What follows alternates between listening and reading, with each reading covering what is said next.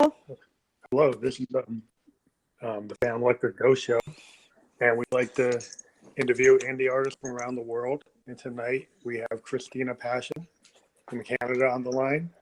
And Hey so there, how's it going? good. So I'm glad you were able to join us. We actually ran some of your music yesterday as a separate event on Spearman, and we're getting some pretty good listens on that. It's on track to probably hit like 1K in a couple of days. Nice. It's about like 300 listens so far, but usually they hit about 1,000 to like 1,500.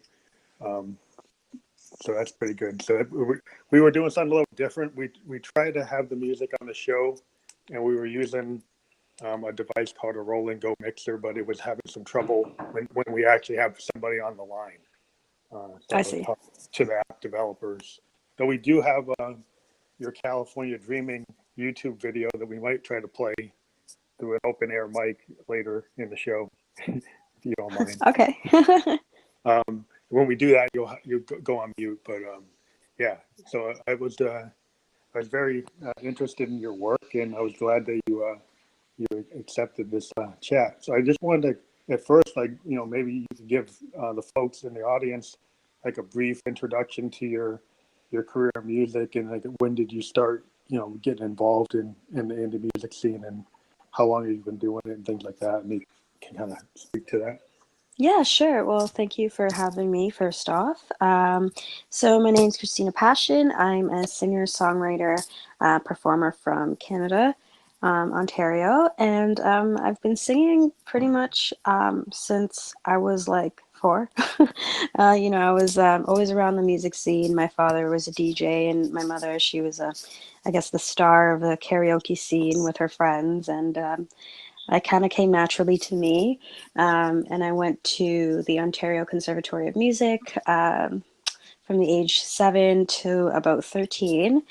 And I hadn't really, I guess, looked at myself as an independent artist until my second year of high school. So back when I was around maybe 16. Before then, I was just kind of doing covers, and I was performing at competitions. And I actually originated from Broadway. And it wasn't until I started going into open mic shows and kind of GTA where I met artists who were kind of pursuing their dreams as themselves. And kind of formulating their own sounds, and where I had met a producer named Sydney Johnson, who's from Brampton, Ontario. And, they invited me on stage, and I sang a cover, and I guess he liked my voice. So he pulled me aside after the show, and he was like, oh, I have a track that I think that you'd sound really good on. And then from there on, I recorded Stay With Me, which was my first single that was released in 2013. And, it was like my first ever single, and I was still trying to figure myself out as an artist. And I wasn't even really sure if EDM pop was the route I wanted to go. It was just kind of the track that was first thrown at me. And I was like, oh, let's kind of do it and have fun with it and see what happens. From there, it ended up being signed to Universal Canada. So, the music video was produced for it, and it ended up, kind of going bigger than I thought it would, which was great. So then after, I guess it kind of got wind, and I got a lot of inquiries for a lot of EDM music and electronic based sounds. So I kind of just went with it. And then from there on, I've had a few successful contracts signed, which I'm happy about. And present date, I'm kind of just trying to figure out if EDM is really still the route I want to take my music, or if, I want to kind of go more acoustic based and find more expression in my lyrics, because that's what I really like to portray. Yeah, I liked the songs I previewed, like Memories and Road to the Sun, and Thank you. and Prisoner, and I like the content. So I guess I was going to ask you on those songs. Did you write those songs? Did you work with like songwriters, or were you heavily involved in the content? So all of my music that you find on all of my social media links are all written by me. I've actually started writing poetry before I discovered um, my voice, not in a cover sense, more of an artist sense, like Mhm. me, myself, the way I sound. And I loved deaf poetry growing up. Like I would sit on YouTube and just watch poetry, and writing has always been my big thing. So I find with EDM music that it's kind of difficult to Yeah, express those depths and reach, all those shadowed corners through such, loud progressive beats and, drops. And it's kind of more something that you party to, which is great. But I think as me as an artist, I have so much more to say. So that's something I'm battling with right now. yeah. It's one of the things. Like as my persona of Phantom Electric Ghost, I'm in that genre, but really more. What I found is the category of like synth wave, which is Hmm. more like a new version of new wave, where you can kind of bring like new romantic kind of Bowie kind of aspect. Yeah, And then if you're in that kind of vein, it's more new wave, and it also allows songwriting because you go back to exactly. what Bowie was doing with Berlin and Low. He was using the synths in a very, kind of advanced way. And Yeah, then I think the problem with the EDM is it's kind of like disco. It's like it's a heavy dance. It's got a lot of energy, and the youth like it, but there's not a lot of songwriting aspects to it. So if you're a I agree. classic like songwriter and you're trying to build songs, it's hard to get that audience to really pay attention to it like a song. They don't really want to hear. They want to hear a dance track or like a rave track. And so you can try to fit in that genre, but I think there are new genres within electronic music that are kind of going back to the new wave and new romantics and Bowie aspects. And I think that's kind of Definitely. where you might be. Definitely. I think, EDM is such a broad genre of music. You have progressive house, you have deep house, you have, there's all kinds that fall underneath that branch. And I'm really discovering that uh, I don't necessarily want to like shy away from that because again, I've had success with it, and present day, I still get inquiries for, that type of music. But I want to find a way where I'm able to kind of mesh the two genres or have, acoustics, percussions, and maybe even like a balance of songwriting with, still those classic EDM kind of build-ups, but nothing too extreme. And I think that's a challenge I'm facing Mhm. because people don't really know where to start with that because I have all these ideas. Oh, let's put this in, let's put that in, and then I think it's something that I need to first develop Yeah, so people can understand where I'm coming from. But that's like every artist. Everyone has yeah.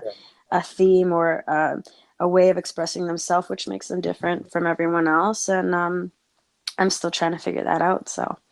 So when you said you went to the conservatory, so are you like a trained pianist or guitar player, or just like a composition you're able to compose because you write your own? Um, It's funny because I actually can't read notes, but I did go to school for piano, and I think they got up to maybe the 11th level or something. Mhm.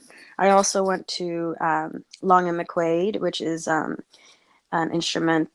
instrumental store here in Mhm. Ontario, where they offer classes, and I took guitar there for maybe about a year or so. But this was all in, I was very young. Mhm. Unfortunately, I didn't, have the benefit of coming from a family where financially it was very lucrative for them to just kind of be like, okay, you can do whatever, Yeah, growing it's up. hard to get So there came a time where it was like, okay, it's getting a little pricey, so, I wish I had self-taught myself further. But I that. guess I just stopped when I was so young and I didn't have the opportunity to become better at it. But hey, in the Mhm. future, I'm sure it's in me. I can probably pick it up again, but I wouldn't call myself a pianist or a Yeah. guitarist, no. But there's a lot of tools today, from Ableton to the Oh, DAW. yeah. Yeah, and even if I'm a synthesis, so I'm a you know a synthesizer, keyboards, and Mm-hmm. I use hardware flows like Moogs and Jupiters, and I'm kind of like Voice coders and stuff like voice that. coders and drum Yeah. machines. I don't live in the DAW. I actually write it. I actually play Mm-hmm. it. I don't sample.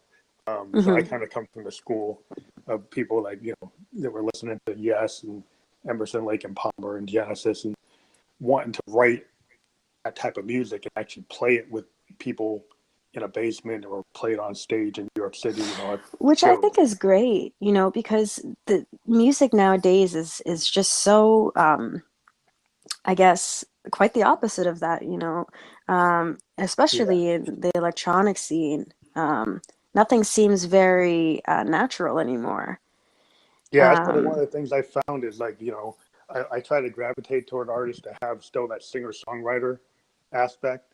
I'm kind of like a child of the 70s. I'm 50 years old.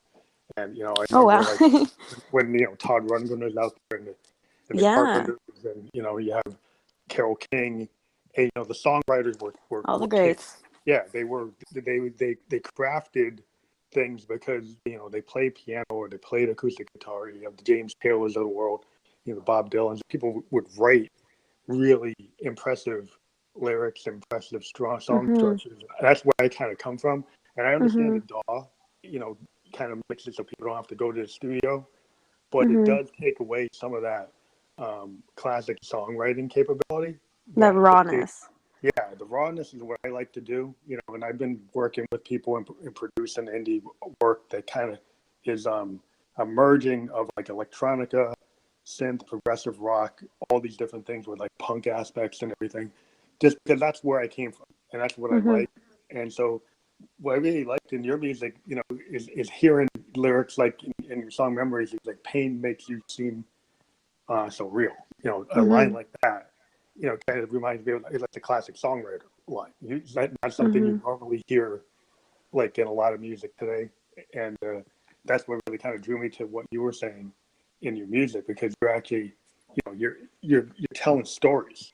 You're Yeah, creating exactly. imagery that's not just about like a beat or dance. And there's nothing wrong with people wanting to dance, disco and funk For are sure. cool. Yeah. Yeah, I mean those are cool. Those are legitimate genres. There's nothing illegitimate by any type of music, but it's just really cool to see a songwriter, using the EDM electronic format, but also you know I can see what you're trying to do with your lyrics. I see what you're doing, and I can see that you're probably, you're right about moving forward with more, songwriter aspects. I think is the way things are going nowadays. Even a lot of EDM bands are integrating, you know, modern synthesizers into their rigs. They're not just sampling now. They're starting to bring Moogs in. They're starting to bring Prophet synthesizers. They're trying to, actually build things a little bit more depth, with some of the cutting edge groups.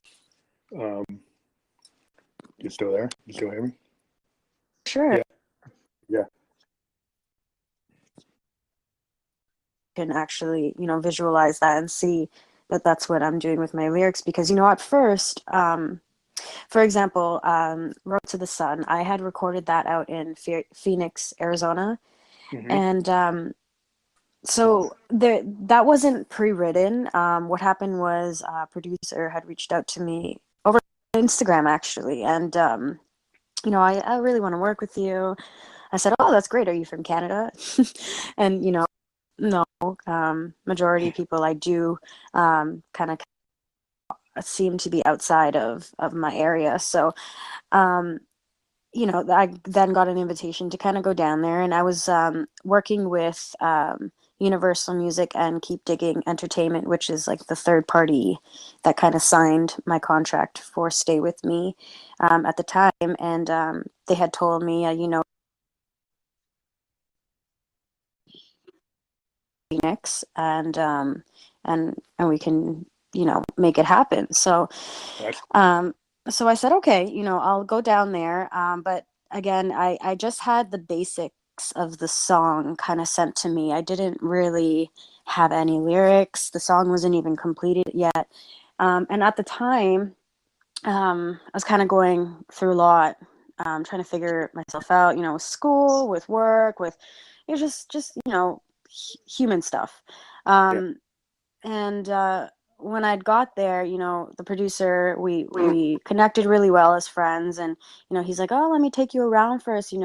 So I really only went for 4 days, so that was time for me. But I went down, I went into Sedona, and I got to see the mountains, or not the mountains, but um, Yeah, like the desert. Yeah, the desert, pretty much. And then I got to the Grand Canyon was closed at the time, but we got to walk around that general area, and I was just everything seems so serrated down there. Everything's so bright because you're in the desert, and everything feels like it's a reflection of the sun. yeah, And I guess we walked down this one path that um, he was like, "Oh, you got to stand right there," and he's like, "It's perfect," and he just went and he took a picture of me, and then I looked at the following the road to the sun. So we got into the studio, on the second day, which we went and recorded at Pyramix, which is a very known studio out there. Uh, a lot of the older, bands, I think even, um, I don't know, Jimi Hendrix even recorded there at one point. It's a very old studio and it looks like a hmm, pyramid, and it's super awesome. So we went in there and, he played the song, and then that's how it kind of came to be. And it is a metaphor for kind of trying to find yourself. Um, and whatever you're kind of going through in life, you could just follow the road to the sun. It's what gives you life, it's what gives you energy. It's kind of saying, there's another day. It's not the end. You're going to wake up tomorrow and there's going to be a brighter and better day. um, and yeah, like I was saying, like I really appreciate that you see that in my music, because it's a shock at first. So when I brought that song back, people were expecting kind of like, just the normal EDM, yeah, the classic drops, and but then I had passed it along to my other producer that produced Stay With Me, and he's great at the guitar, and he's like, "Oh, what if we do this?" And he kind of threw a riff in there, and I was yeah. like, "You know what? I really,"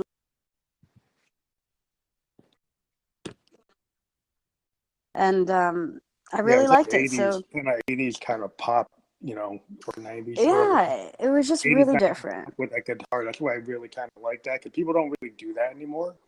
And I'm Yeah, kind I'm 50, so I kind of appreciate, multiple time periods, but I really like it when a song is actually structured like a song. you know, yeah, and um, it has that bridge, and it has the guitar solo, and it has the melody. And sometimes in EDM you don't get that. You get the EDM structure, which is its own structure. But this yeah. song is more classic, in that sense. Yeah, and I liked that, and it was a little bit of a shocker for some, but I think that separates, the people that kind of just want to make a hit and pop off Yeah, and be great is like, I think that's, I don't want to say it's a little bit of a mixture of yeah, having a little bit of ego and wanting to be I guess absorb fame.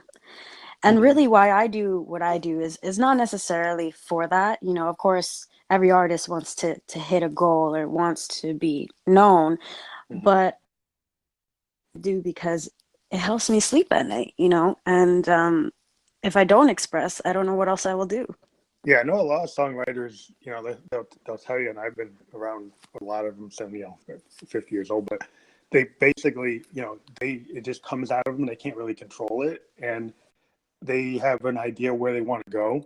And it happens to be sometimes you get the collision where an artist suddenly finds the market or finds that audience, and they're just doing what they normally want to do. And then there's other times where they're trying really hard to fit Hmm. the market.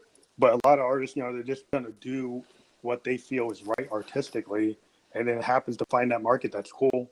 But I know a lot of artists, they just keep on plugging away, and they never really got to a big market, but they just, within their little niche, they're okay and they're willing to just stay in that. And then other times, like if you want to break into the pop market, you have to kind of push it a little bit differently. And so, Exactly. yeah, so I think I understand where you have that kind of, because you have a really good voice for that kind of pop music and that Thank you. EDM, and you're totally in that. But I can see that you also have these classical, song craft leanings. And so I Mm-hmm. really appreciate that. And I think that really makes your music interesting, because there's so many people that don't really do that today. And they just kind of fall into, they could end up being like one hit wonders, and you can jump on that. But then it's like, okay, like, are you going to try to create like your own like catalog or canon of material, because you have a direction that you want to go with?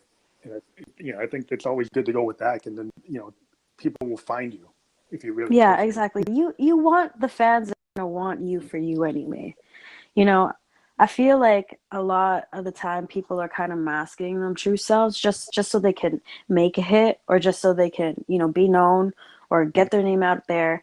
And I feel like in some ways I was kind of doing that with EDM, at least for like some of the songs that I've been featured on, which I don't put on my personal social media, because I don't think it's a true reflection of myself.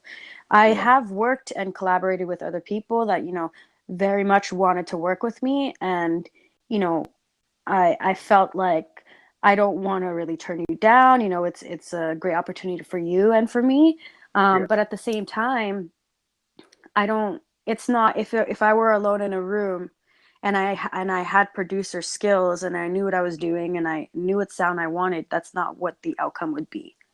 yeah. I So mean, every artist, you do your work that you can get, because if you're a working musician, you're gonna do the collabs with people that are hot. You're gonna jump on that, and you can't put down any artist that's doing that, because they're a working musician. And I yeah. totally understand that. You get a lot of guys in the indie community. They kind of get like in New York City, in Hmm. Greenwich Village, and you get the punk scene. They're kind of like very pure, and they're like, "Well, I'm not going to sell out, and I'm not going to do this." I'm like, "So okay, well, you're not going to work."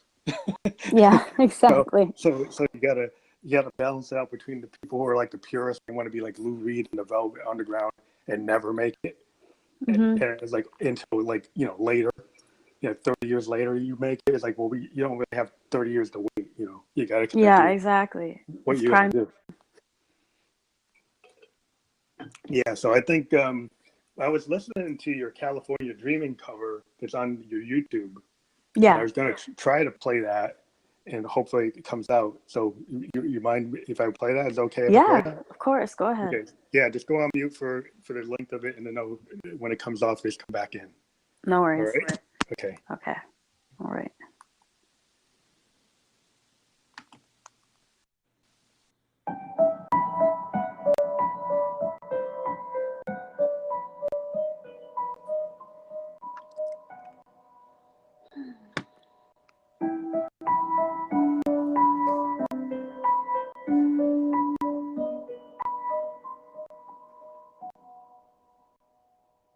Oh, the leaves are brown and the sky is gray. I've been for a walk on the winter's day. I'd be safe and warm if I wasn't in California dreaming on such a winter's day. All the leaves are brown and the sky is blue. I've been for a walk on a winter's day. I'd be safe and warm if I wasn't you. California dreaming on such a winter's day. I stepped into the church, I passed along the way.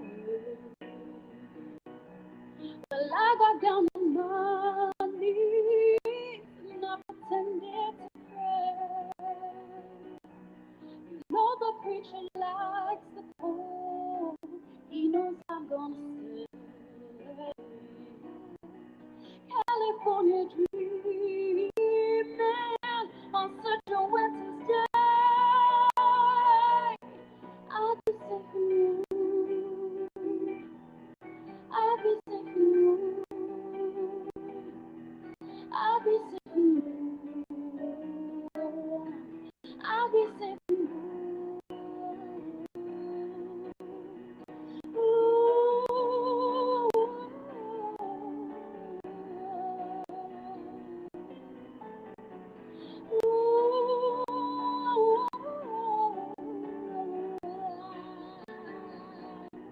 All the leaves are brown and the sky is blue.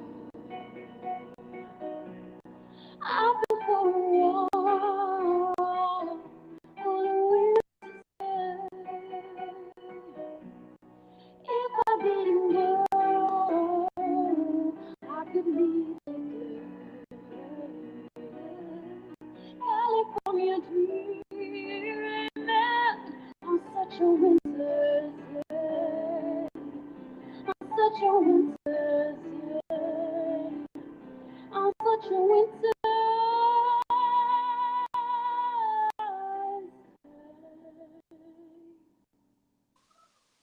So that was Christina Passion doing a cover Great. of California Dreaming. And I was actually watching the video on my equipment. I have like a home studio, so I can do stuff like that. But Yeah. yeah, I think that really shows your depth, you know, and that's why I kind of wanted to play that because I can see, you know, that's what you know, I think that's a really beautiful version of the song. Thank And I you. like it kind of focuses on your vocals. And, you know, without all the drums of like electronica, you know, you can really showcase what you can do. You know, your voice is your instrument, you know, so Thank you. Yeah. that's really cool, you know, and I think, you know, you do a lot of cool things with keyboards and you could probably do a lot of cool layering with different types of electronic music. You know, I'd like to see what you would do if you were doing like, you know, synth wave, dark wave, the stuff that has a little bit more, you know, depth than some of the just pure dance, because there's a lot of cool stuff you can do with synthesizers. I'm a big, you know, keyboard guy, and I Oh, there's things you yeah. can do that, you know, with grand pianos and Moogs and Prophets that could, you know, if you wrote a really good song and used your voice and you built something that was substantial, you know, you could kind of go back to like, you know, 70s type of songwriting. You know, you could build something really cool. And that's why I see there are people trying to do stuff again today, but you know, it's just like a lot of the electronic pop music kind of overpowers it, and you don't really see people. I mean, you get the Tori Amos sometimes, you know, that kind of show how you can do that, you know. Yeah. But yeah, I would just like I wanted people to hear that. Well, thank you. Thank you so much for playing that. Yeah, you know, I agree. I just feel like again, like with the EDM, there wasn't enough room for me to hear myself, like, you know, to really express myself. And it's funny, you know, I totally agree with you with the instruments and not just the piano. Like I envision a song or an EP one day that has, you know, violins in it and harps and, you know, all the natural things. I think really that modern day music doesn't really have too much of anymore. um, Another Yeah, thing that I would love to incorporate, like, because I'm a professional dancer as well, and I dance salsa and bachata, and you know, I had, this is gonna sound a little weird, a little funny, but I had a little dream the other day where I had this performance where I kind of incorporated all of that, and you know, and had some like flamenco guitar. But then there was like a part in the song where it picked up a little bit and it was kind of like poppy, but then it slowed down a little bit again, and there was my voice, and then there was a break where I started dancing, and you know, this is just what I envision for the yeah, future. But it's cool stuff, you know, that you don't hear, and I like being abnormal. I don't like following trends, yeah. and you know, maybe that will bring my success later, but that's okay for me, because I just want to make good music that is a true reflection of myself. So Yeah, I can see you having a real band, you know, backing you up. You know, like yeah, I would having love that. like if you think about like, you know, the big bands that Prince used to have, you know, That that would be amazing. you could have that kind of depth, you know, because if you had like a band like the MPG backing you like that, you know, you could do something where you could have calypso beats and flamenco guitar and horns and Yeah. really good dance beats, really good bass playing. Um, it also is like I think like if you thought about like a Stax or Motown or you know type of sound, given your voice, Yeah. you could So really do well with that type of genre. So I'm actually working on my first ever EP because all of those songs that you had played yesterday on my social media links, they're all singles.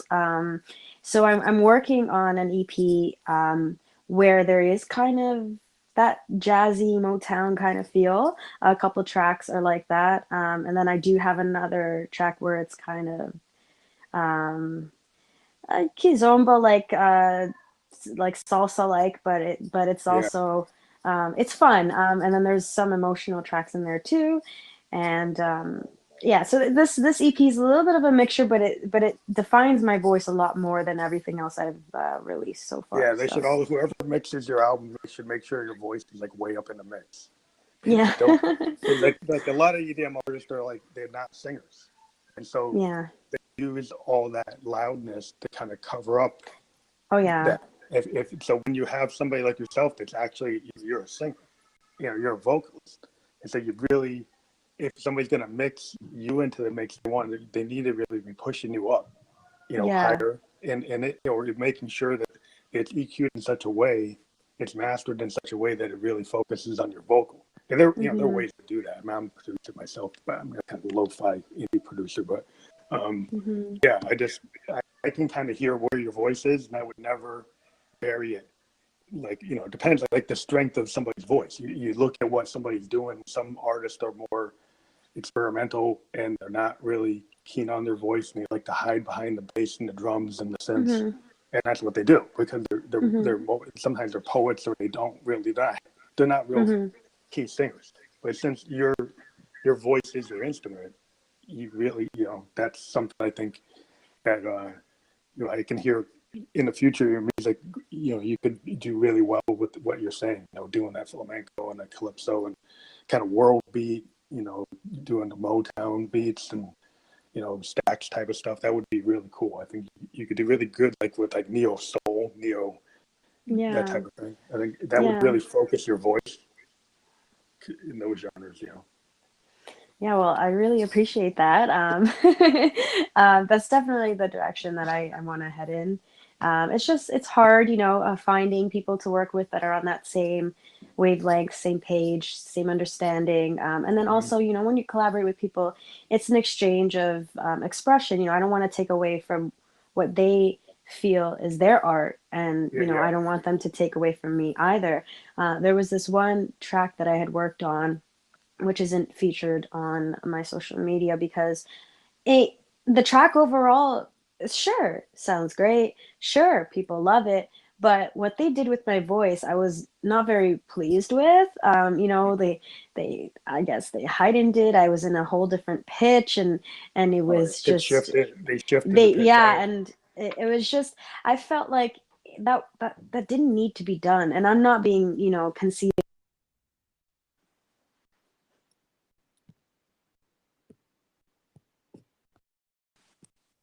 Oh no, we're having.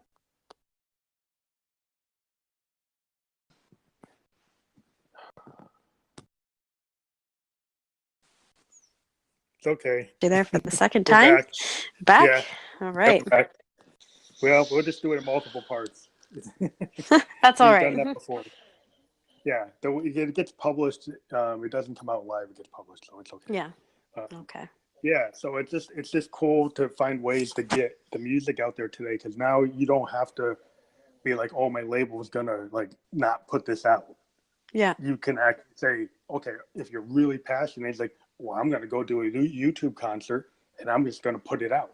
Yep. And so you don't have to have the gatekeepers anymore, like tell you that, oh, we're not going to release this. Well, you can still get it out, and that's why I think is really the big equalizer today.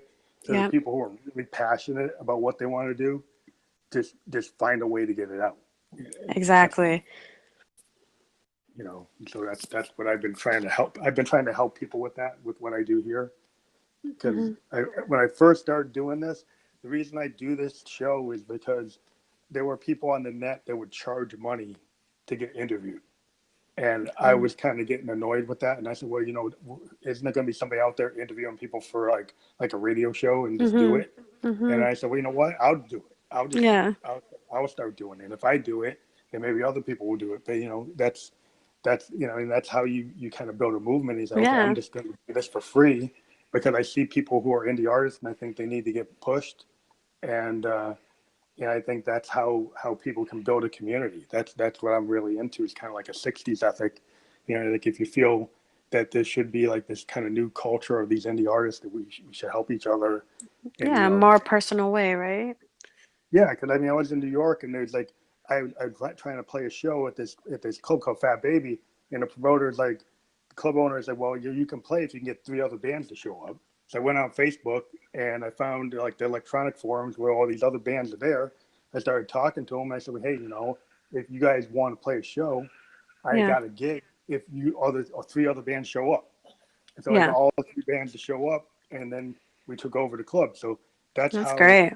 sometimes you can cause something to happen if you start thinking about, oh, you're Word of not just gonna mouth. do it.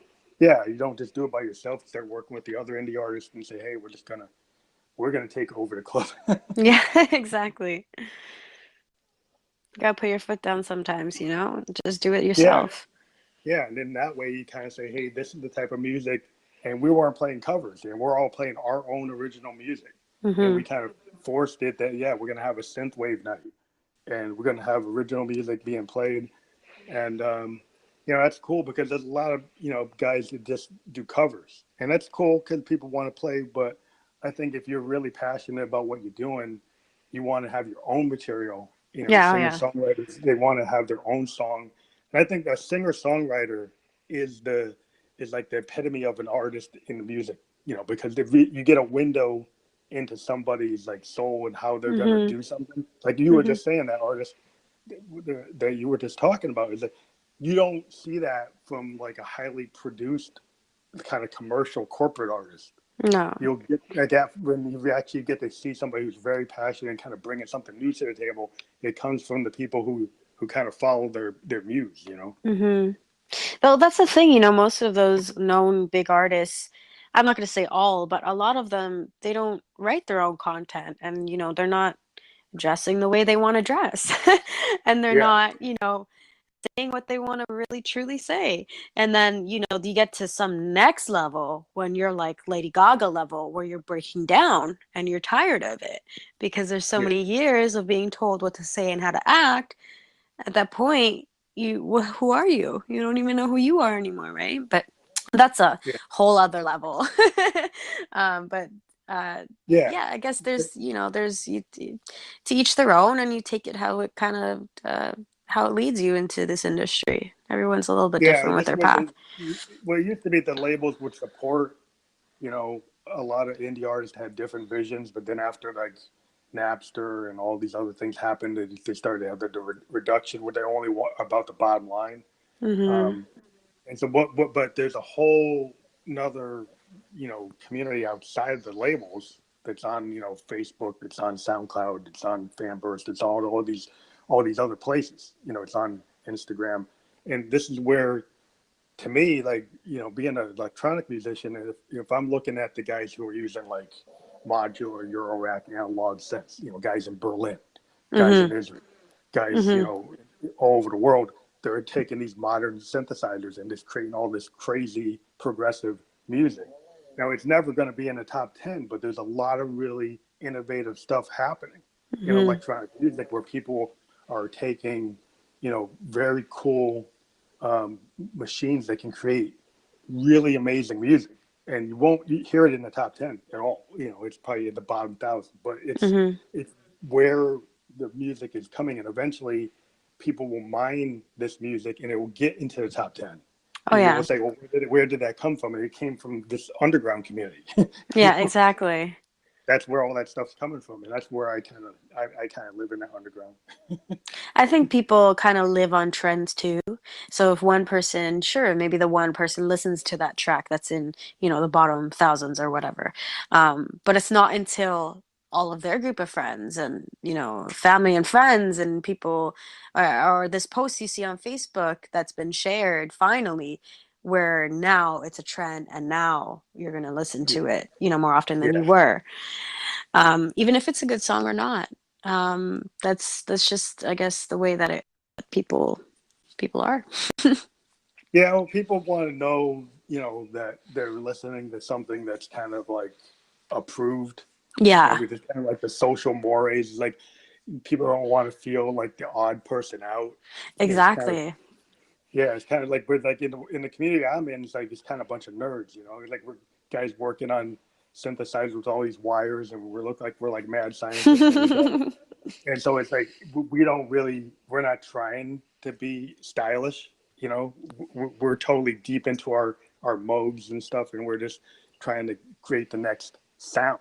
Hmm. We're and kind of our big people that we look up to are like Leonard Nimoy and stuff like Yeah, that, yeah. or like uh, Tesla like CEO, or Bill Gates, or Steve Jobs. These are the Hmm. type of people we kind of look up to, like, so we're not trying to be, in the top 10 at all. We're just Hmm. trying to create like new things, new sound. Exactly. And so if it happens to be that people end up liking it, that's cool. Um, but that's why I wanted to, like with this show, I'd like to talk to people multiple genres. I talked to some kids in London who are punk rockers. Hmm. I've talked to like experimental, songwriters like Hydra, and another Canadian artist named Rain. Hmm. I interviewed, and she's touring, and then some people who are doing other types of genres. I like to just not just do, like, people miss out. Oh, well, you're just gonna do EDM interviews. Like, no, I interview like any type of music I can get. Oh, that's great. That's great. The variety is good because you learn yourself, about other people and what they may be facing in the industry, and how the road may be different for some, especially in the type of music that they do. Yeah, it's just really cool. So are you like you said you're working on some EPs, and so you have any target dates for the music that's coming out? So really, they're all the songs are pretty complete. I'm just kind of waiting for my producer and my engineer to to to to produce it, to Or have it recorded master and it, record it, master it and and yeah, everything. master and all that stuff. So I'm hoping by the end of this year, it's just that's another thing, it's just Oh, um you gotta wait for people to finish like the mastering and everything, the well, no, no, production. no. It's just, they have the other artists, and then it comes the confliction between, like, they're balancing, work as well. Plus, Oh, this is okay. also work. Plus, it's hard to find, Yeah. that full-time, producer that you also get along with, that is also on the same wavelength as you. That's just gonna bam, bam, bam, and get it out and done with. I was been working on this since the end of July, and I've even Okay. performed one of the songs that are on the EP for Rogers Television. Um, it's just a matter of finally getting them to get the ball moving, and you know, Yeah. um, and so Right. Right. I really hope it'll be before the end of the year. I can't say an exact date though. Yeah. It's like the thing is, like, I'm starting to get a bigger calendar myself. I'm producing a record. I got 2 songs to finish. I'm getting ready to start another one that won't be done until sometime in 2018. And then I always produce my own stuff. And so, now I'm starting to get to a point where I can see where, like, okay, I could start having bottlenecks, and people might not get their stuff in time Yeah, yeah, if and they were going to get like, so what, are you like releasing this EP? Are you like, what's going on? But it. yeah, Yeah. so that's what I'm working on, and you guys will just have to stay tuned. Well, that's cool. It's like we like to talk to every artist that we talk to on Spearman. We say that in 4 or 5 months we're going to talk to you again and see where you are, All right, and that we like to do that if you feel like coming for back. sure. Yeah, definitely. Why not? And yeah, yeah. Well, we're just trying to promote as many indie artists as we can. We're trying to increase our capabilities. The app makers are always trying to make it more stable. That we weren't as stable tonight as we wanted to be. um, but yeah, we're just very excited that we have had you on the show, and we're going to put this into like 3 parts, and we'll send you the links when they're up. They should be up later tonight, and we'll push it out on our Phantom Electric Ghost sites. We're on Facebook, we're on Instagram and Twitter, and we have a blog blogger that we put these up on as well, a blog Okay. page. So we have a page where we have every single chat that we've had, and we'll put your chat on that page, and we'll send you a link for your individual chat, and you can push it out however you want. That's awesome. Well, I'd like to thank you so much too for having me on the show, and I really appreciate that you're doing this for and all of us underground indie artists, and I really appreciate you taking the time to speak with me. Well, it was very, very great to talk to you. You have an awesome voice. I hope that you were able to get it out in front and do the type of work that you really want to do.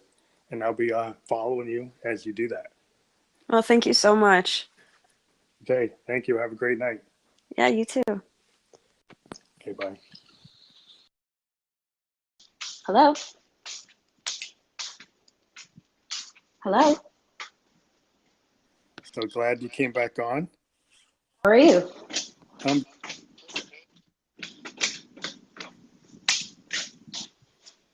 oh, I'm hearing some kind of clicking. Clicking? No, no clicking. Okay, so maybe we're just walking or something. Yeah, so it's great to have you back on the show. We had you, Yeah, thanks for having me. last year, and just want to talk to where you are today and what you're working on, and Yeah, for sure. thoughts you want to just talk about, the things you want to like talk about to your fans, is like so we can say where you are today in 2018. Yeah, for sure. I think last time I had mentioned that I was kind of trying to change the direction of my sound, and successfully, I think over the past year, I've found it, and I've been kind of just honing in on it and making it mine.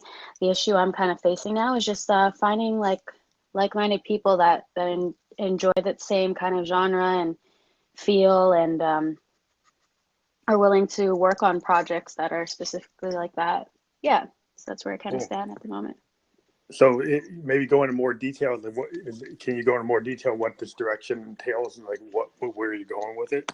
Yeah, for sure. So if you do follow me and you enjoy what I have released in the past, it's a lot of like the progressive house, EDM music, very loud, big room kind of style, which is fun to party to and so on and so forth. But I felt that it wasn't really giving me much singer-songwriter room and enough smokiness, I guess you want to call it, to my voice, which it comes more naturally to me than belching out over progressive drops. So now I'm kind of working more on like an indie pop chill out style that could be heard, like, for example, on Sirius XM Chill.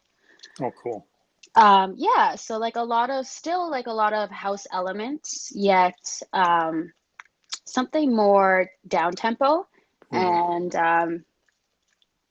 that you can listen to more than once in a day. It would I be guess.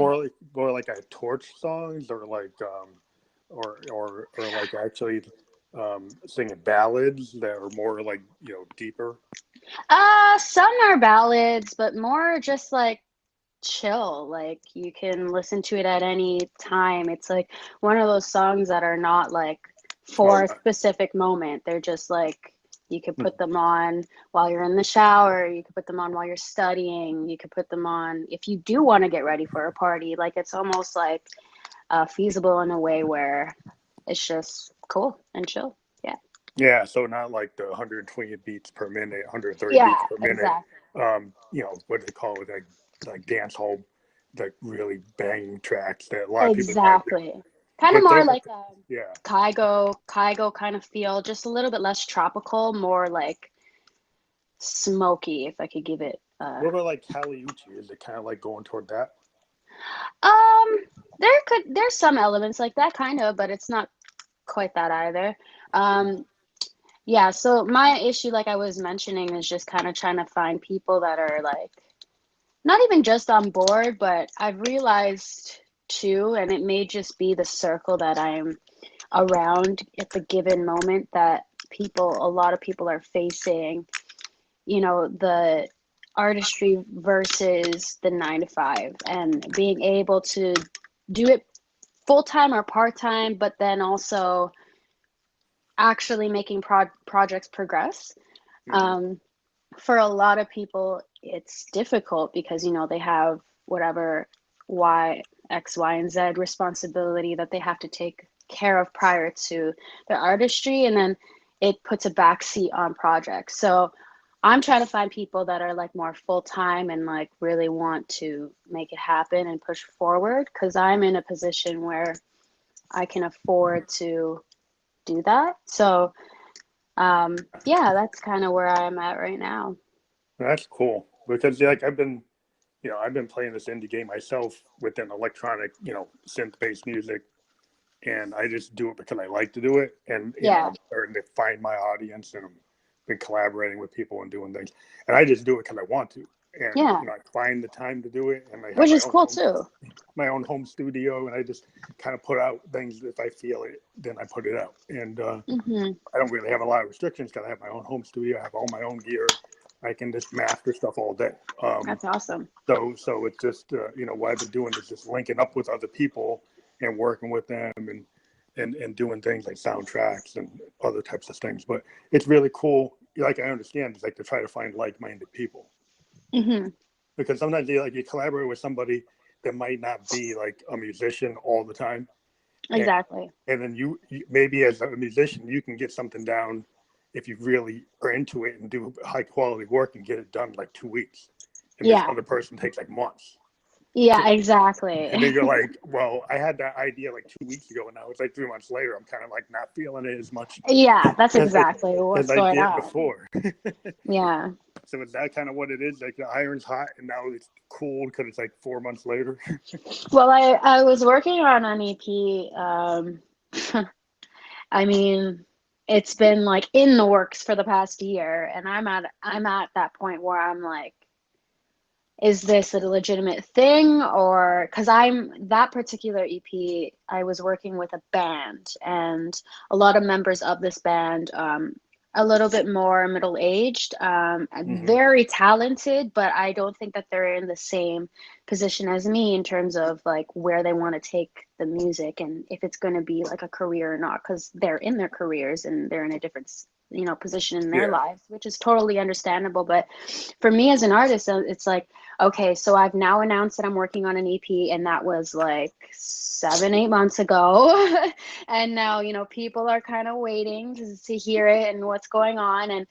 And I don't know if I should even proceed with it at this point, because yeah, I've almost lost creative vision towards it. Like I had all these ideas for videos and etc. And then now at this point, it's almost like the thought is a little bit jaded for me.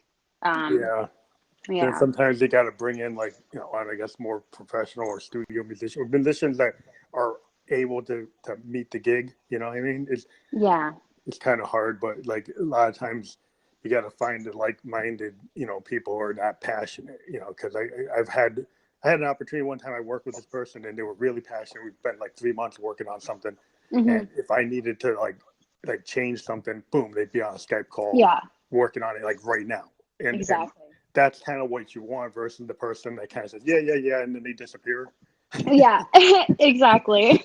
You need a person that's like really gun ho and they're willing to go into the music down to like, oh, in minute 142 is like we need to change this, and Yeah, and then having a conference call and talking about it and actually doing it, and yeah, exactly. yeah, I mean, I've been able to get people to work like that remotely, which is kind of Hmm. cool. I mean, Hmm. between my hardware stuff and my DAWs, and actually being able to get people to, just exchange files through Google Drive. Yeah, you And know what? Oddly enough, I found that people like abroad from me are actually more on point than people I could physically meet with in my own city, yeah, which yeah, is odd. yeah, or somebody with Canada or somebody in Germany. And, Yeah. like I was working with this German artist, like Chernobyl.com. They did a cover of my Hmm. last album, Sky Cool. Adam, and I can just jump on a call with him, and he'll do it like right now. He'll get stuff done. He's working on my next album cover. He did the That's last one I awesome. did, and he's like really super reliable, and he's very creative. And I told him what my idea for my next album was, and now he's like working up all the artwork. And Yeah. we can go back and forth, and he'll adjust it, and I'll send him songs, and he interprets them and creates art for it. And we're kind of into this new thing. We're going to try to use vinyl because we can do a lot of art with vinyl. In terms of the format is so much bigger that if you put in like a post or you put in some kind of liner notes, you can kind of go back to like the 70s and the 60s and actually have a package that fans will buy just because of what it looks like, on top of, the music. But, oh, you still there? Did we lose you? Oh, okay, you still there? Yeah, sorry, I think you cut out for a minute there. Yeah, so I was saying, like, the old vinyl package, is just so cool for a lot of the fans too. Are really into buying vinyl. They'll buy your vinyl before they'll buy your CD. Yeah. And so there's like with the kind of electronic music I do, there's a niche market that wants to see that kind of custom vinyl with the artwork and all that stuff. And so I've been kind of taking advantage of that. But That's really cool. See, yeah, that's but I think is that kind of direction you'd be interested in, like doing custom stuff like that when you work on your album, or you think it's just still like more download than physical stuff? I mean, like one of the things that is in the development right now is my website, which I should have had done a long time ago. But I think now I've have more content. That's what I was really waiting for. And my web designer had actually asked me, is there like a alternate way from just like downloading and stuff that you would like to like custom promote in a sense? And yeah, so I don't really have anything at the top of my mind, but it's definitely a thought or an option that I wouldn't mind considering in the future. Yeah. Yeah, because T-shirts sell pretty good, Like Yeah. you have T-shirts on your webpage, and people will buy those. Posters. People like, even little buttons and little stickers, stuff like that. You can find, merchandising companies that do reasonable pricing, so you actually can make money. Yeah. And then, the CDs are easier to do than vinyl, but there are ways to like crowdfund vinyl. That are, there's this French company I've been working with. There's a bunch of other things through like CD Baby and stuff where you can actually not have to put up the upfront for Oh it. yeah. Yeah, exactly. And then you can, it can be cool when I do live shows like in New York. And so we bring like, 100 copies of vinyl to New York, and we sell them Yeah, for see, like that's $25. awesome. You That's can great. make more money than some of the venues give See, you. that's actually a very popular thing, I think, in New York. Because when I've gone to New York once, and well, a few times, but this one particular time when I was walking through the streets, like that is still a known thing that is like practice, like vinyls, CDs, like that is not a thing in Toronto or Oh yeah, like maybe your home market, maybe they're not so much into it. no, no. But you know what? I mean, I think it should be because essentially that's what music grew from. Like, Yeah, there seems to be a whole audience now that is going. I mean, they've actually brought back high-end record players.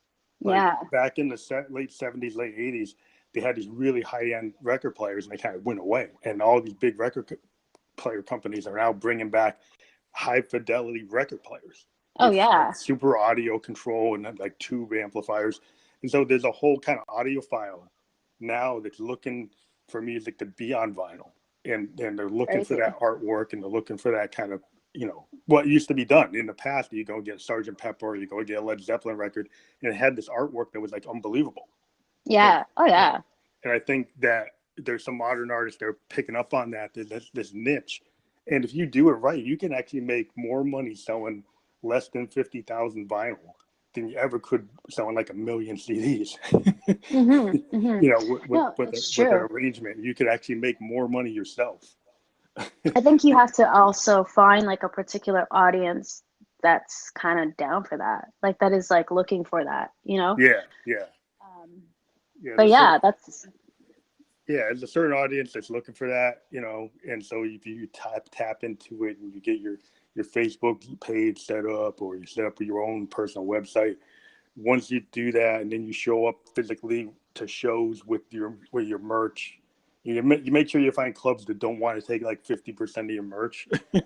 Oh yeah. A lot of clubs will like let you just do it and they won't take anything, but some clubs are kind of figuring out that people are making money on this, so they're starting to cut into your cut. Yeah, no, that's not cool, Yeah, right? it's not cool. No, it's like I try to stay away from guys that do that. Yeah. Well, I think like when it comes to merch, it's pretty uh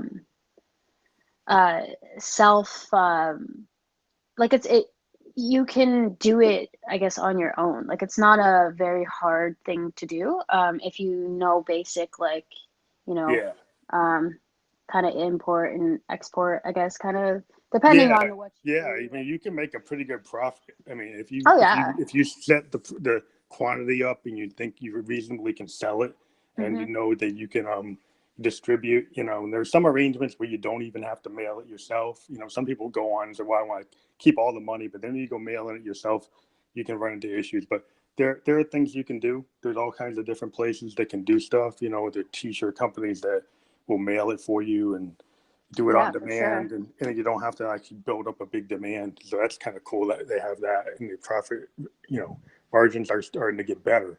Um, and then there's the totally do-it-yourself things that you can do if you're Hmm. into it and you've done it. But yeah, I've run into a lot of like indie bands, like in the Northeast, within Boston, New York. Hmm. That's how they make their money. They really make their Yeah. money through the merch more than Yeah. anything else. Yeah, it's crazy, but hey, it I mean, it helps cross promote yourself, and if you make a few buck off of it, then why not, Yeah. right? Well, it lets you stay in the game where maybe if you didn't do that, you wouldn't actually be able to keep on going. Yeah. And the fact that, you know, sometimes the music, you know, with the streaming today, how much money you make from that is kind of ridiculous. Yeah. Uh, Oh, and, you know, and then then when you go to shows, you got some venues, you know, to get on a big festival, some venues, like they want you to pay. yeah. You know, and so like, you know, if you're lucky to get one of those ones that pays, and you got to get there, you got to spend the money to move stuff. You know, if you got Hmm. a bigger band, you know, your profit margin can drop massively because you got Oh, to yeah. move people, move your tickets, you got to have all your equipment, you have roadies, all this stuff, and it's like, well, what's the profit margin? You know, Yeah. you know, so it's like, you know, so I've been actually doing one thing I think it's really cool is you can do live streaming like on Facebook in Right. Periscope, and you know, you can create these YouTube, you know, videos that you can do live performances, and if you set yourself up with like good lights, and you can turn your house into a stage. And there are Yeah, actually why not? some websites now that let you take tips Oh, in that's on those awesome. live performances, and then you find a way you can like perfect your live show on the net, and before you actually take it to a Take club. it. Right. So there's a app that's kind of similar to that. And it's called Spotlight, except a big portion of it is like cover songs, but you can also go live on it. Oh, cool. The only difference is that you, I don't think they accept tips quite yet, but you can join competitions like these contests, Well, and that's then cool. people can vote whom they obviously enjoy the most, and then there would be a cash prize at the end of that. That's So awesome. so yeah, I mean that app is pretty cool. It's just a little bit saturated with people who are just like doing it for fun versus like actual artists who like have actual talent. Yeah, yeah. Um, which is okay because it's you can easily decipher the two. But yeah, so that's a cool app too. I was featured on their page recently. So that Oh, was cool. pretty cool. But yeah, I should definitely. I had a Periscope account. I don't know what I guess I didn't follow up with it or didn't really know too much about it at the time. I didn't delve into it enough, but that's a cool idea. Yeah. Yeah, well, Periscope is really cool. Is that sometimes the audio, I mean, the video quality, I would just admit that the Facebook has like HD video. And so, Right. like, when you do the Facebook, the one thing I would say sometimes is like trying to get a landscape picture of your performance. Sometimes it's kind of, it's interesting because when Facebook puts it up, it kind of puts it like it doesn't actually put it up on their site in the landscape mode. But if Mm, you're on a phone, you can just turn your phone and you'll see it. If yeah. you're on like a PC, you can't like flip it. Oh, that's Which annoying. is kind of annoying. I mean, there are apps you can do, on a Mac and PC that kind of flip it yourself and then re-put Yeah, it up, then put it back up. It's just yeah. when the live performance, sometimes if you're doing like a landscape to kind of capture a bigger, wider stage, it doesn't go up that way, which is Mm. like it's like stuck in portrait mode, and you're like, Oh, that's so annoying. Is there I like don't the know. block sides on either side of the? Yeah, yeah, that's Oh, the I only hate problem that. with it. So sometimes you have to do like a close-in shot if you want to just get it on its standard portrait mode, Yeah. which kind of like less, area. If you have a bigger band or something, you want to capture the whole band, you're only capturing like the lead singer. Yeah, no, that's But if not you're cool. somebody like yourself where you're doing like a solo performance, it'll probably be okay, um, but if you had your full band, it's kind of hard sometimes. But yeah, it's always there. I think they're trying to. There's all kinds of things now where they're doing like multiple camera angles. Oh, There, yeah. there's there's this new capability that just came out, um, and it basically allows you to take like multiple iPhones or tablets or Androids, and then link them on a Mac, and have multiple camera shots on a live Oh, performance okay. going right on Facebook. It lets So you. could you like do that with a GoPro and like Yeah, you and can like take whatever camera you want. You can take the okay. GoPro. You could take like a Zoom Q8N or something, or any of those. Plus, you can like tie multiple cameras together and have a multiple camera angle shot performance Cool. from your own house. I think. I mean, I think the only issue is it's like $1,000 for this capability. It's like a Mm. server box. It's a box. You have to buy this like server box. Oh, So you okay. buy this box and it allows you to do it wirelessly with I like wireless see. cameras, and then you can set them all up. But if you think Oh. about that a long time ago, that would have cost way more than 1,000. Oh yeah, So totally. yeah, so if you think about that, like that's actually the direction I'm going, is to going and eventually doing a lot of webcasts. And even this show on Spearmint, I would still do the audio version, but I want to do like a video version where I kind of am able to do multiple camera angles and have people give me, they could give me video ahead of Hmm. time, or insert music or all kinds of things, and you could actually do like a real like television kind of like Yeah, yeah, like an interview yeah, live television series kind of. yeah. So Cool. it's the long term goal for what I'm doing here. Nice. So eventually maybe I can have you on if you're willing to do that. Yeah, and then I will not have to be in my pajamas. Well, yeah, the radio you can kind of be however you Because want. I'm not wearing my pajamas right now. Yeah. Yeah, so it's like, but the video kind of puts you in a different place, and you got to think about what it looks like. But Yeah, yeah, it's just that's really cool. cool to see like you're progressing. Yeah, Everybody, and so how is the audio? Sorry if you don't mind me asking, when you do that on Periscope on Facebook, is the well, audio captured? the way I do it is I use this Roland device called a Go Mixer. Where they Okay. created this mixer that's especially for smartphones, and so it has a lightning capability and it has a micro USB. It hooks up right to your cell phone, and then it lets you hook up like a 1/4 inch line from your mixer directly to the Mm. phone, so it doesn't go over the air, and Oh, so I you see. actually get very high quality audio. I've been using it on Facebook for the last like 6 months, and Hmm. the Facebook I like because it has HD video. Yeah. And then I actually am able to bring like 24-bit audio from my like Zoom. I have a Zoom like R16 digital recorder. I got like a Yamaha mixer, and Okay. I can actually bring that audio directly from my soundboards right Oh, into the cool. Facebook, and there's no open air anything. And I have these No feedback, mics that I nothing. use for like singing that actually have noise cancellation, so they don't pick up like noise or Nice. outside noise from.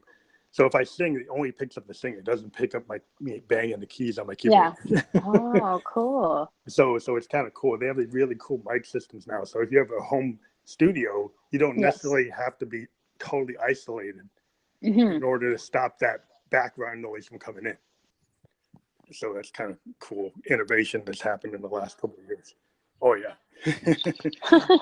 But yeah, I mean, I'm kind of deep into tech. I'm a tech guy in the first place, but Yeah, I remember um, you telling me from before. yeah, it's my main job is a tech job. But I do this because I love it. But yeah, I just try to I've been talking to people since 2017. This is the second time we've talked.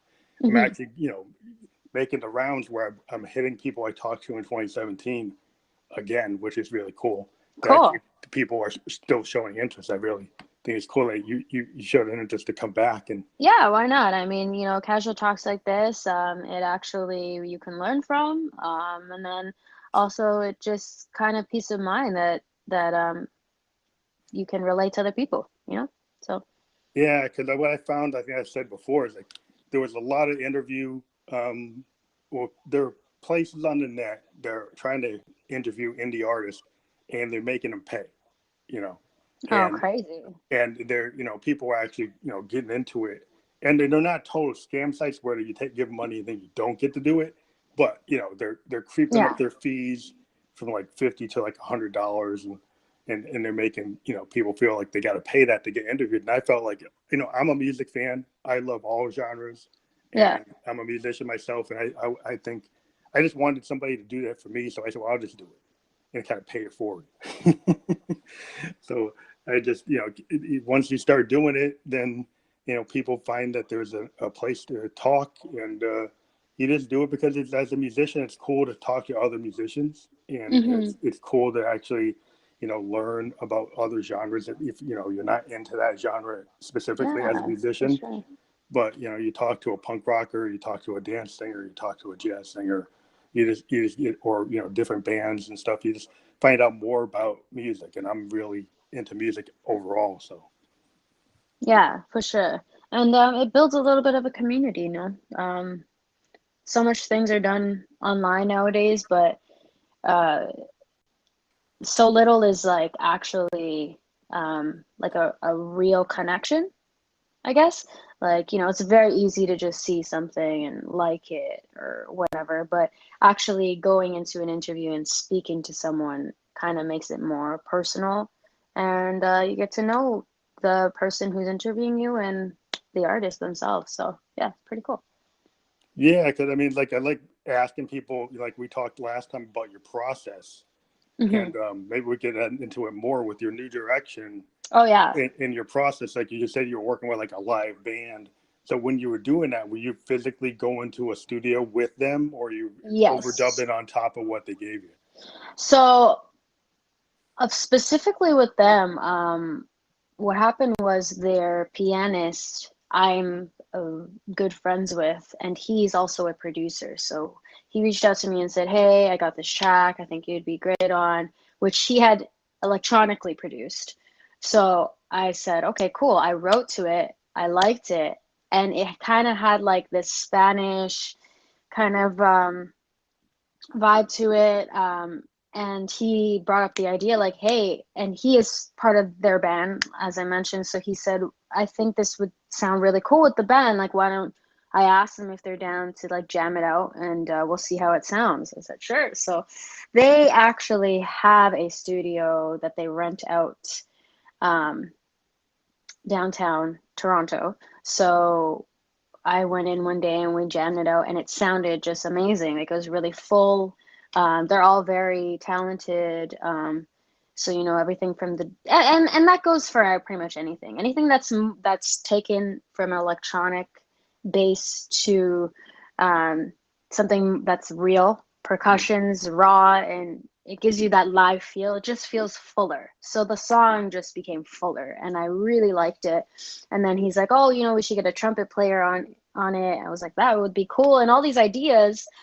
And then I don't really know what happened. I guess life happens to those specific individuals, and it's kind of a project that's been dragged on for a while now. But that was the process for that particular song, and then it worked the same way with all the other songs on that EP. But I mean, it could, if I worked with a different band where we like made a song from scratch, it would have been a completely different process, of course. Oh yeah, yeah. That's what I find. Because like a lot of people today, they use like the DAW. They go into like their workstation, and they grab all the sounds from sound banks. But I think I talked about I do it like using old school analog synths like Moogs Mm-hmm. and Prophets, and even though, you know, it's electronic music, there's a difference. The old analog Moogs and Prophets and like Jupiter 8s from Roland, they don't sound like what's in a DAW. Mm-hmm. And so another thing you can do is if you like live record with you know, modular and analog synths, you can have kind of like a neo jazz fusion feel to your music if you actually, you know, play it. Mm-hmm. Oh And yeah. so a lot of what I do is I live record synthesizers, you know, and don't run them into a DAW, run them right into a digital recorder, so you don't lose any of the compression. You don't get compression, which means that you keep that full analog sound that you would Mm-hmm. hear from like a band like Yes or Genesis or Emerson, Lake and Palmer. You get to hear those synths the way they really sound. Yeah. And yeah, that's kind of like what I'm into, because I'm into jazz. Into kind of progressive rock, and part of that whole genre was the sound of those instruments is very big, and Mm-hmm. modern technology and a DAW compresses that stuff and kind of takes the life out of it. So Yeah. electronic music can actually sound better than what some people hear today. Is Mm-hmm. it because if you use these DAWs, then they compress the signal so much that you have to throw tons of reverb and digital stuff on top of them to Mm-hmm. try to open them up. But the old synths don't do that. They just sound better. Yeah. So yes, I I think. understand what you're saying about live, because I'm trying to do the same thing. Yeah. And then also what I noticed, because I actually recently found out that I have synesthesia. Do you know what that is? Yeah, well, I name a lot of my music synesthesia, so I understand. Oh, yeah. Well, I have music synesthesia, so I see colors from music, and depending on like what sounds I'm hearing, whether it's like percussions or vocals, harmonies, melodies, they are all different colors, and the colors are kind of like um, a representation of Of the music, yeah. the sound itself. So if something's like more thick, more rich, there's this one vocalist. She has like this very smoky, thick, rich voice, kind of like no, I wouldn't even say Amy Winehouse. Jazzy, smoky kind of voice Oh, she okay. has, and I see a lot of Violet when she sings. So Ah, that's just an example. When when I hear percussions, actually when I hear guitar, mostly I see a lot of orange, and it's an actual thing. And I didn't know this was a thing. A friend yeah. of mine, she's a fiddle player. She had shared a post on Facebook that she was like, she went to a doctor because she just really didn't understand, and she got diagnosed with it. And then I read into her post, and she had like a link to like this doctor that had like did a little video on her because they were so intrigued, her amongst like other artists or other visual people that have this, because there's different types of synesthesia, and that's where I came to realize, like, holy hell, I have that. And a lot of people don't know what it is, or like I had once tried to explain to a friend that I'm seeing things when I hear music, and they thought I was crazy. No, But yeah. so my point is, when I did, so what I saw when I had the electronic beats produced was completely different versus when I went into the studio and actually jammed out with a live band. Hmm. Everything was much more vibrant, thicker, because of what you're saying. Like it's Yeah. the natural raw, you It's know. kind of like vinyl, between vinyl and a CD. The vinyl captures like the original, like analog signal, and so when you get to a CD, what happens is like to make that decision to make it digital, they pull a lot of things out of the signal, which makes it Hmm. sound kind of hollow or tinny. Um, and they do all kinds of things with effects to try to bring it back. But at the end of the day, it lost some of that original sound. So when you hear something live, that's why it always is going to sound more full, you know. But you can do things if you know, use real tape, or you put something down on vinyl, you keep it at a wave file, you don't turn it into an MP3, then you can end up keeping more of the signal. Um, Hmm. and that's kind of like what happens. And, you know, a lot of people today, they're like, oh, you know, they listen to music on their phone, but like I said, there's a whole audiophile community that's going back to vinyl. There are people actually even going on reel to reel, because the reel to reels keep a lot of it the same way, like vinyl. Mm-hmm. Um, Mm-hmm. so, there's kind of this resurgence of tape, even. I've seen that actually coming back. There's a whole group of people that are going back to that, but Yeah. not a tape cassette, but like the old reel to reels. Mm-hmm. Mm-hmm. Yeah, it's just interesting because, like, I think Kanye West said he had synesthesia, from what I remember, and Does he? he talked about how he saw colors in his music, and you can kind of, like, he has such a very wide reference point in his music. He is like jazz, rock, old Mm-hmm. 60s. It kind of, I think sometimes, like, when you have that kind of issue, that it helps you, in some ways you can use that to help you with your music, because then Oh yeah, you can totally. feel things a little bit differently, and Mm-hmm. then it maybe makes you look at your palette of reference points or different things you're going to use in your music from a different perspective. Yeah, I think that's always good in music, when people can take something and have a different perspective than what is maybe typical. Then it Mm-hmm. ends up being more interesting. What I Mm-hmm. find. Yeah. So like recently I've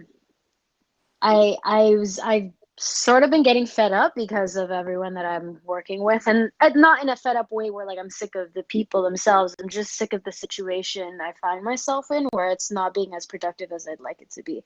Because it's totally understandable why, life happens to people, and if you can't really work on something, and I can't really blame you, but so I've taken it upon myself to take a production course, because like I I have been always so lost when it comes to production. Like I look at any of these programs, Logic, Ableton, Mm-hmm. etc., and I feel lost. But I think that's just because I have a specific way of learning.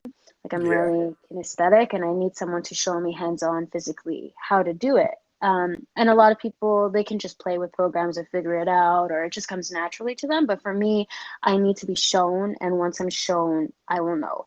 So I took a basic Ableton course back in February, and it has taught me a lot, and I have like a much greater understanding now behind the production process behind things. I don't consider myself a producer though. mm-hmm.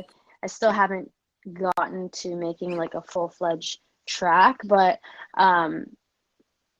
because my strengths are obviously singing and songwriting. But now my process is I so I what happens to me is at any given time, at any moment, a melody will occur in my head, or song lyrics, and it's always at the worst time, like when I'm driving. I'm at a red light, or you know it's just bad timing. But I've now uh, realize that I should like take those times, even if I have to pull over or something, and just like record whatever's in my mind.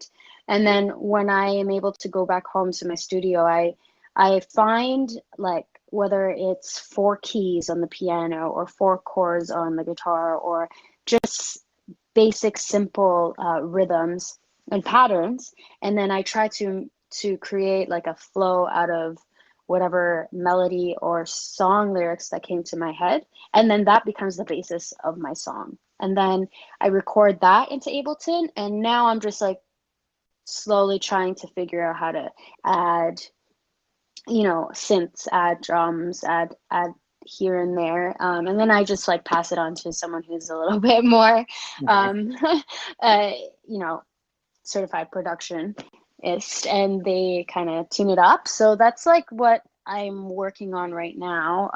So yeah, a lot of very singer songwriter like That's really cool. elements.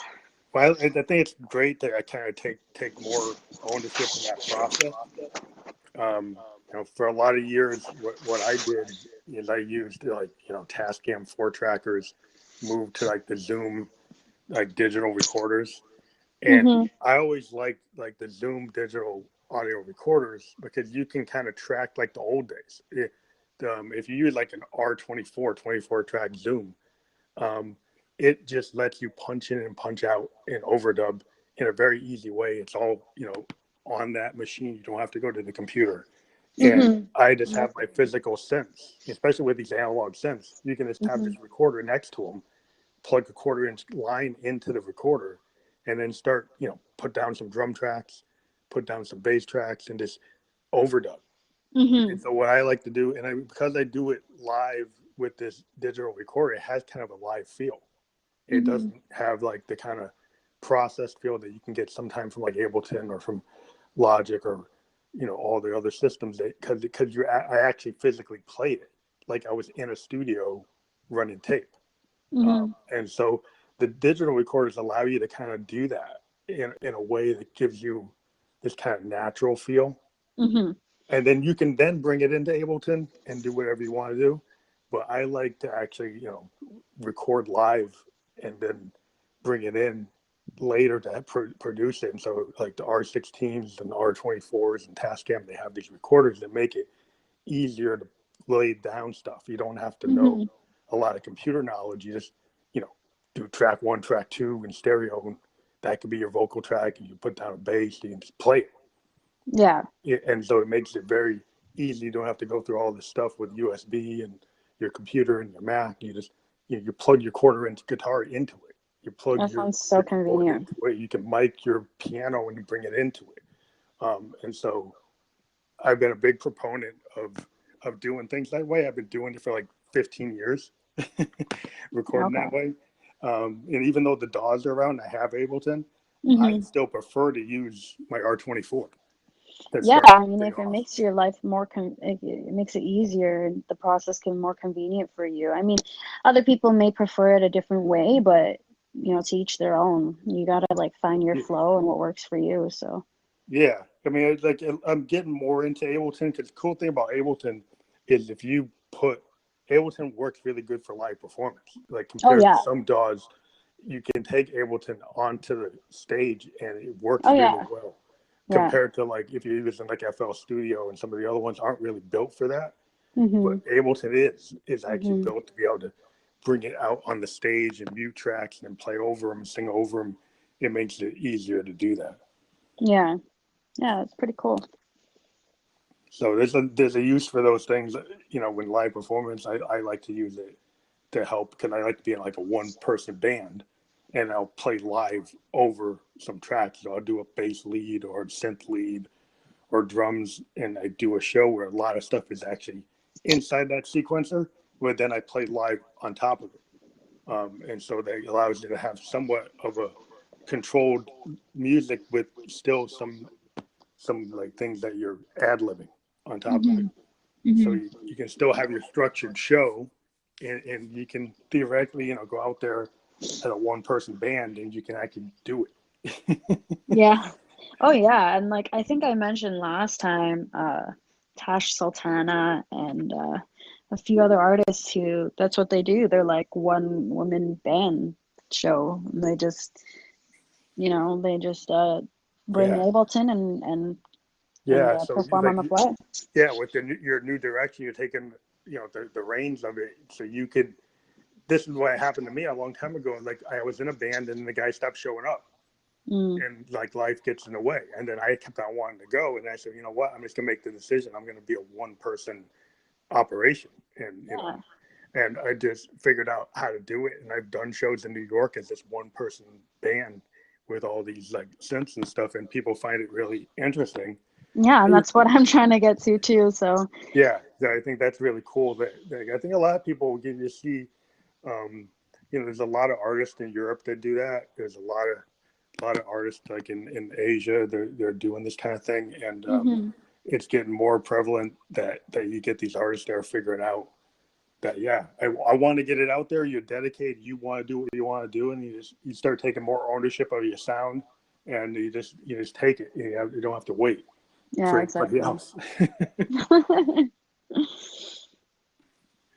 which is really cool. It's cool to hear that you're going that way because I've been a big Yeah, proponent of that, but. Yeah, thank you. I'd love to work with other people. If you get a full band, like I love seeing full bands. Oh yeah, I mean, I would love that.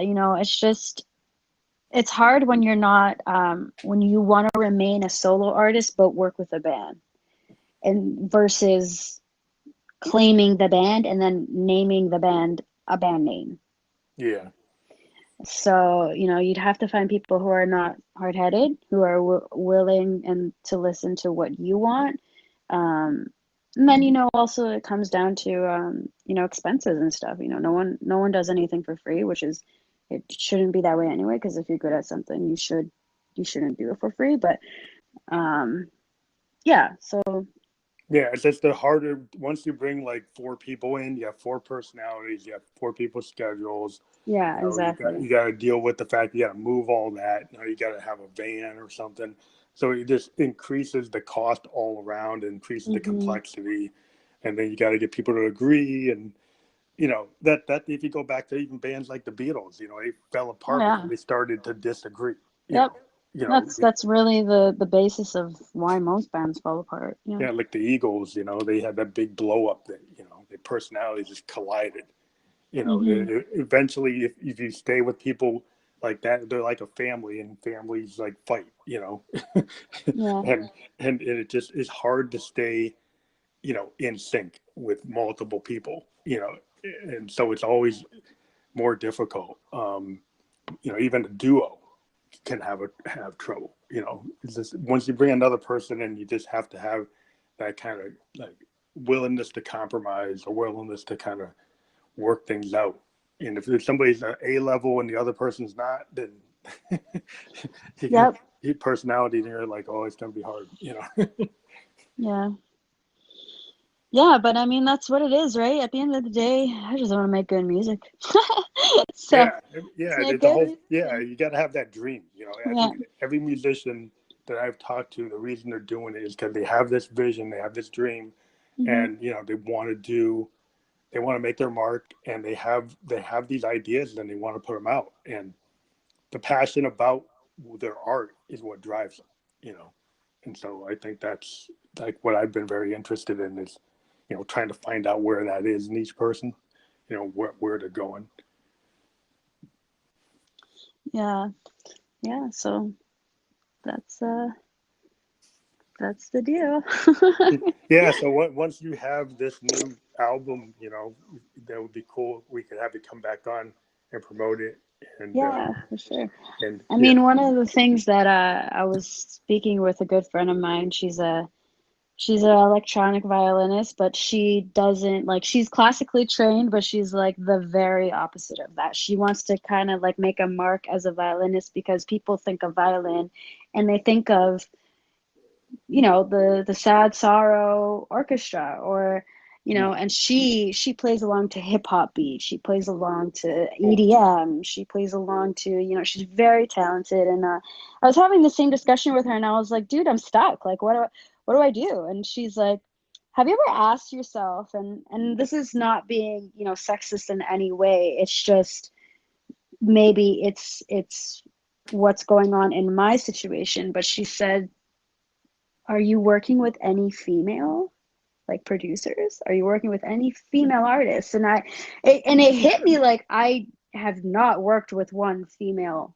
producer or artist, and not because I it's just never occurred to me, and it's maybe just never crossed my path. So she said, maybe give it a try. Like she gave me a few contacts to hit up who are female producers, singers, songwriters, etc. And I said, hey, you know what? Maybe that, I don't want to say that's the reason, but in my particular situation, it may be. So I'm Yeah, hoping that once I have reached out to them and I do meet up, and maybe it'll be a process that's sooner to be completed than how things have been. yeah. I think that's a good idea because I think a lot of times what I've seen, if a lot of my experiment uh, interviews have been with female indie musicians, and what I find is like the male musicians, some of them are like, well, we don't need that. They're not as apt to want to get interviewed. But what I've seen is there's a lot of fire going on with the female indie artists where they really are pushing and they want to get out there and are willing, to talk with another indie person like me, where some of the male artists are kind of like they feel they already have their channels, they have everything all set up, and it's kind of like that kind of privilege they feel. And I found it that there is, I maybe interviewed 3 other male artists, and everybody else has been a female indie artist. Yeah. This kind of shows me there's more drive. And so I Yeah. think with the female producers, there might be more opportunity because they're really wanting to get established. They want to get more acts out there under their Mhm. belt. And so Mhm. you might have a better shot at Yeah. actually getting work done because they really want to get it on their resume. They want to get it on their, I feel also like they're think doing it. too, I think also too, like we would be able to relate in a different way that myself and a male producer may, Yeah, that or probably is important too. Yeah. so, when it comes to like lyrics on paper, that may shift drastically because I like often ask for input or thought or whatever from whoever I'm working with, even on my lyrics, even if I am confident in them, like I still want to know a third person's opinion. And responses that I've gotten from male producers are not very thorough. They're just Hmm. more, at least so the ones that I've worked with are more like, oh, Yeah. well, yeah, like cool, whatever. But I feel like a female would feel what I'm actually feeling through what I'm saying. So, Yeah. yeah. Might be more empathetic. I think you'd have more empathy. You find more understanding, and more critical thinking sometimes. I think in terms of, because I worked with a bunch of female artists in the last year on music where I give them lyrics, and I did get way more feedback than I ever got from my male musician friends. Mhm. Where the male musician friends were like, they're more into playing their bass or playing their guitar. They weren't Yeah, into yeah. actually What they getting do. into what the lyrics said. But the female artist I Mhm. worked with was very detailed in the review of my lyrics at a Mhm. level I never saw from my male friends. Yeah. Yeah, no. I mean, it's true. And that's totally fine because there's a strength in both sides, right? It's just Yeah, I really never one's not thought better about than the it. other, but I mean, sometimes it might be necessary to get that opinion if Yeah. you weren't getting it. So Yeah. it's, if you're looking for somebody to really give you critical thinking and positive feedback, but I think that's also important, like positive feedback rather than negative feedback. So if you get somebody who's actually going to look at it and give you constructive criticism and constructive change rather than somebody comes in and it's like all or nothing, um, and not really well thought out, Mhm. that's not very helpful. but, but if you get somebody that has a more measured, respect, giving you respect for what you do and then giving you constructive criticism, I find that, when I've worked with like a lot of people, I've actually, not that I had a couple of male friends that actually could do that, but there were more women I've worked with that are better at it Yeah, yeah. So overall. I'm hoping my experience will go well, and then when I'm finally do have it ready for you, then I will definitely, send that over, and we can reconvene at that point. Well, that's cool. Yeah, well, that's awesome. And like I always open it out. I'm always collaborating with people. Like if you're ever into like what I do. What I do is very weird, and not everybody would be into it. But because I do these male and female voices with my voiceoder, it's kind of like really like a real subgenre. But yeah, if you're ever into anything I'm doing, if you ever thought there was something, I'm always down to work. And once I work on something, I do work on it. I don't so Cool. it gets done.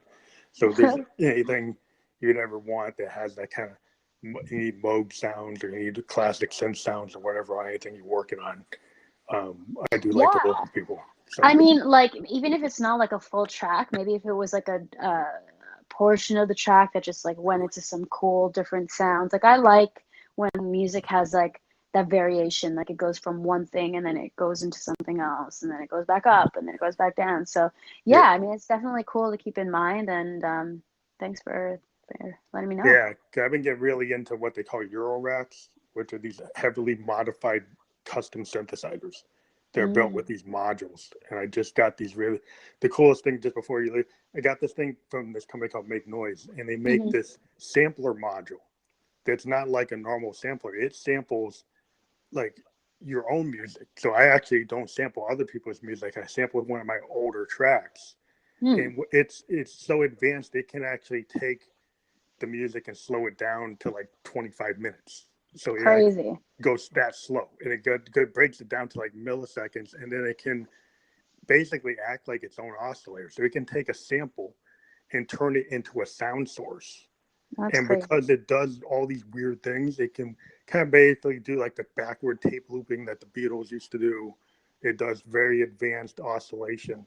And so you can get this very kind of weird psychedelic Beatle-esque weird, progressive rock type sounds out of samples, which is, most people just take a sample and it's like, oh, okay, it's like David Bowie and the Queen turn it into Ice Ice Baby, you know, and, Yeah. and you just sampled the drum and you sampled the beat and it's pretty obvious.